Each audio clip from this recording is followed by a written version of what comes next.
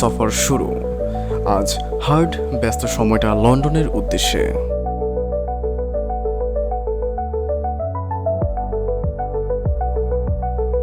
প্রধান উপদেষ্টা বলেন, আমরা এখানে এসেছি দুটি বড় উদ্দেশ্য নিয়ে: আমাদের রাজনৈতিক ও অর্থনৈতিক সম্পর্ককে আরও ঘনিষ্ঠ করা এবং বিনিয়োগ ও বাণিজ্যিক সুযোগগুলি প্রসারিত করা।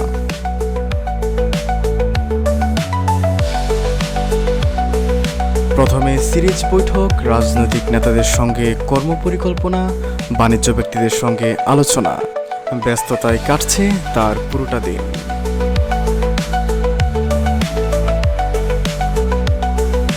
প্রধান উপদেষ্টা সাক্ষাৎকারে বলেছেন, আমরা 4 ক্ষেত্রে নজর দিচ্ছি: বাণিজ্য বৃদ্ধি, স্বাস্থ্য ও চিকিৎসা বিনিময়, প্রযুক্তি ও আইটি এবং ভৌত অবকাঠামো।